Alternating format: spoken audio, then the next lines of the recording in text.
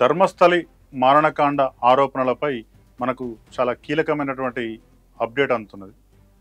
మారణకాండ జరిగింది. వందలాది మంది మహిళలు అత్యాచారానికి గురయ్యారు, హత్యలకు గురయ్యారు. చాలామందిని వివస్త్రం చేసి ధర్మస్థలి ఆలయ పరిసరాల ప్రాంతాల్లోనే భూమిలో పాతిపెట్టారు అని వస్తున్న ఆరోపణలపైన కర్ణాటక ప్రభుత్వం చేసిన సిట్ తన పని ప్రారంభించింది. అనేక ఆధారాలు సేకరించే పనిలో సిట్ పడింది. ఇప్పటికే కొన్ని ఆధారాలు కూడా దొరికినట్టు మనకు బెంగళూరు నుంచి వార్తలు అందుతున్నాయి. ముఖ్యంగా ఆ ప్రాంతంలో తవ్వకాలు జరిపి అందులో అస్థిపంజర అవశేషాలను తీసే పని సిట్ ముమ్మరం చేసింది. దీంతో అసలు ధర్మస్థలిలో ఏం జరిగింది, ఎంతమంది మరణించి ఉంటారు, ఎంతమంది అత్యాచారానికి గురై ఉంటారు, ఎంతమంది మహిళలు అక్కడ అదృశ్యానికి గురయ్యారు, మొత్తం వివరాలు కూడా రాబట్టే పని ఇప్పుడు కర్ణాటక పోలీసులు చేస్తున్నారు. ఇప్పుడు జరుగుతున్న సంఘటనలతో పాటు గతంలో జరిగిన అనేక సంఘటనలు, గతంలో 2 స్టూడెంట్స్ అక్కడ అదృశ్యమయ్యారు, హత్యకు గురయ్యారనే కేసులు కూడా అక్కడ నమోదయ్యాయి. బెంగళూరు పోలీసులు నమోదు చేసుకొని దర్యాప్తు చేస్తున్నారు. ఇప్పుడు ఆ కేసులను కూడా మళ్ళీ వెనక్కి తోడి అక్కడ నుంచి ఏం జరిగిందనే విషయం తీగలాగుతున్నారు. మొత్తంగా ధర్మస్థలి అనేది ఇప్పుడు దేశవ్యాప్తంగా పెద్ద చర్చనీయాంశం అయిపోయింది. కేవలం అక్కడ మహిళలను అత్యాచారాలు చేసి హత్య చేసి అనేక మందిని భూమిలో పాతపెట్టారు అనే ఆరోపణల నేపథ్యంలో జరుగుతున్న విచారణతో పాటు మీడియా స్వేచ్ఛకు సంబంధించింది కూడా ఒక ఆసక్తికరమైనటువంటి పరిణామాలు ఇవాళ కర్ణాటకలో జరుగుతున్నాయి. ప్రధానంగా ధర్మస్థలి విషయానికి వస్తే 1995 నుండి 2014 వరకు దాదాపు 19 సంవత్సరాల పాటు యథేచ్ఛగా అక్కడ హత్యలు జరిగాయి, అత్యాచారాలు జరిగాయి. అక్కడికి వచ్చే భక్తులను వివస్త్రణ చేసి ఆ భూమిలో పాతిపెట్టారు అనే ఆరోపణలు ఇప్పుడు కర్ణాటకలో పెద్ద ఎత్తున వస్తున్నాయి. ముఖ్యంగా ఆ ఆలయంలో, ధర్మస్థలి ఆలయంలో పారిశుద్ధ కార్మికునిగా పనిచేసిన ఒక వ్యక్తి ఈ నెల ప్రారంభంలో పోలీసులకు ఫిర్యాదు చేశారు. తాను అక్కడ పారిశుద్ధ్య పనులు నిర్వహించేటప్పుడు తన చేతనే అనేక మంది మహిళల శవాలను అక్కడ పూడ్చిపెట్టించారు. వాళ్ళందరూ కూడా వివస్త్రలు అయి ఉన్నారు. తాను చూడలేని పరిస్థితుల్లో కూడా చాలా మనసును చంపుకొని ఆ పని చేయాల్సి వచ్చింది. అలా ఇబ్బంది పడ్డ వారిలో, లైంగిక వేధింపులకు గురైన వారిలో తన కుటుంబ సభ్యురాలు కూడా ఉంది అనే విషయాన్ని అక్కడ పారిశుద్ధ కార్మికుడు పోలీసులకు ఫిర్యాదు చేయడం, ఆ పోలీసులు కేసు నమోదు చేసుకోవడం, కోర్టులో కూడా ఆ కార్మికుడు వాంగ్మూలం ఇచ్చారు. అనేక మంది మహిళలు అక్కడ అత్యాచారానికి గురయ్యారు, హత్యకు గురయ్యారు, వివస్త్రులుగా ఉన్నారు, వారిని భూమిలో పాతిపెట్టారనే ఒక ప్రధానమైనటువంటి విషయాన్ని వాంగ్మూలం ఇస్తే అక్కడ ప్రభుత్వం కూడా చాలా సీరియస్గా స్పందించింది.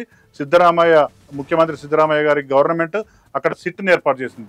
డీజీపీ ప్రణబ్ మోహంతి ఆధ్వర్యంలో ఏర్పాటు చేసిన సిట్కు ఇటీవలే మరొక 20 మందిని ఐపీఎస్ అధికారులను ఆ సిట్కు అందించారు, అంటే అదనంగా బదిలీ చేశారు. దీంతో ఇప్పుడు సిట్ కార్యక్రమాలు పెద్ద ఎత్తున జరుగుతున్నాయి. ప్రధానంగా ఆలయ పరిసర ప్రాంతాల్లో శవాలను పూడ్చిపెట్టారా లేదా అనే విషయాలు కూడా జరుగుతున్నాయి. అంతేకాకుండా 2003లో అనన్య భట్ అనే ఒక MBBS విద్యార్థిని ఆ ధర్మస్థలి ఆలయానికి వెళ్ళి అక్కడి నుంచి మళ్ళీ కనిపించలేదు, అదృశ్యం అయిపోయింది. దానిపై అనన్య భట్ తల్లిదండ్రులు పోలీస్ స్టేషన్లో కేసు వేశారు. అప్పటి నుండి దర్యాప్తు జరుపుతున్నా కానీ ఆ అమ్మాయి దొరకలేదు. ఆ కేసులు పూర్వపరాలు కూడా సిట్ ఇప్పుడు స్వీకరిస్తున్నది. అంతేకాకుండా 2012లో సౌజన్య అనే మరో స్టూడెంట్ కూడా అక్కడ హత్యకు గురైంది. ఆ హత్యకు సంబంధించిన కేసు కూడా నమోదైంది. దాని విచారణ కూడా ముందుకు సాగడం లేదు. ఆ 2 కేసులను ఇప్పుడు సిట్ మళ్ళీ తిరగదొడుతోంది.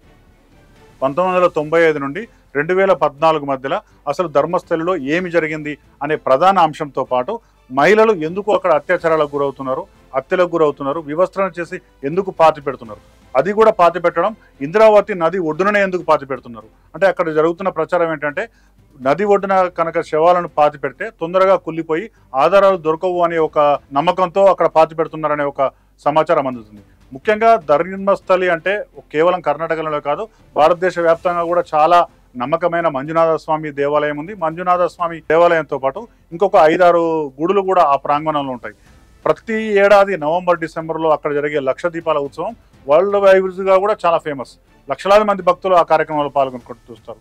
అంతేకాకుండా ప్రతిరోజు దాదాపు 10,000 మంది భక్తులు ఆ గుడికి వస్తారు. ఆ గుడి నిర్వహణ బాధ్యత జైనులు నిర్వహిస్తే ఆ గుడిలో పూజలు మాత్రం హిందూ పూజారులు చేస్తారు. ఇంత ప్రత్యేకతలు ఉన్నాయి. ఎన్నో ప్రత్యేకతలు ఉన్న మంజునాథ స్వామి దేవాలయంలో ఇలా మహిళలను అత్యాచారాలు చేసి, హత్యలు చేసి, వివస్త్రగా మార్చి భూమిలో పాతి పెట్టారు అనే వార్తలు ఇవాళ దేశవ్యాప్తంగా సంచలనం సృష్టిస్తున్నాయి. అంతేకాదు భక్తుల మనోభావాలు కూడా దెబ్బతింటున్నాయి. ఎందుకు ఇలా జరుగుతుంది ఏంటి అనేది మీడియా కూడా పెద్ద ఎత్తున ఆరా తీసింది. ఇప్పుడు అక్కడ ధర్మస్థలిలో ఏమి జరుగుతుంది అని ఆరా తీసి వార్తలు అందించే మీడియా పైన కూడా ఆంక్షలు విధించడం మరొక విశేషం. ప్రధానంగా ఏంటంటే ధర్మస్థల ధర్మాధికారి వీరేంద్ర హెగ్డే ఆధ్వర్యంలో నడుస్తుంది. వీరేంద్ర హెగ్డే సోదరుడు హర్షేంద్ర హెగ్డే అనే వ్యక్తి కోర్టులో కేసు వేసిండు, బెంగళూరు కోర్టులో. ఏంటి అంటే తమ ఆలయం పైన ధర్మస్థల ఆలయ ప్రతిష్ట దెబ్బతినే విధంగా మీడియా సంస్థలు తప్పుడు వార్తలు ప్రచురిస్తున్నాయి, దీనివల్ల మా ప్రతిష్ట దెబ్బతింటున్నది, దాన్ని నిలువరింపజేయండి అని బెంగళూరు కోర్టులో కేసు వేశాడు. ఆ కేసు విచారణలో ప్రతివాదులుగా విచిత్రంగా ఏఎన్ఐతో పాటు, హిందూ పత్రికతో పాటు, Indian Express, Times of India, Hindustan Times, Kannada Prabha, ఇట్లా చాలా దాదాపు 300కు పైగా మీడియా సంస్థల మీద వాళ్ళు కేసు వేసినలు. ఆ మీడియా సంస్థలు ప్రచురించిన వార్తలు కానీ, ప్రసారం చేసిన వార్తలు కానీ, ఆ లింకులు దాదాపు 8,842 లింకులను తొలగించాలని కోర్టును ఆదేశిస్తే, కోర్టు కూడా ప్రస్తుతానికి ఆలయ ప్రతిష్ట దెబ్బతినకుండా ఉండడం కోసం వార్తలు ప్రచురించవద్దని ఒక ఆదేశం జారీ చేసింది. దీనిపైన థర్డ్ ఐ అనే ఒక మీడియా సంస్థ సుప్రీంకోర్టుకు వెళ్ళింది. ఇది భావ ప్రకటన శిక్షకు సంబంధించింది.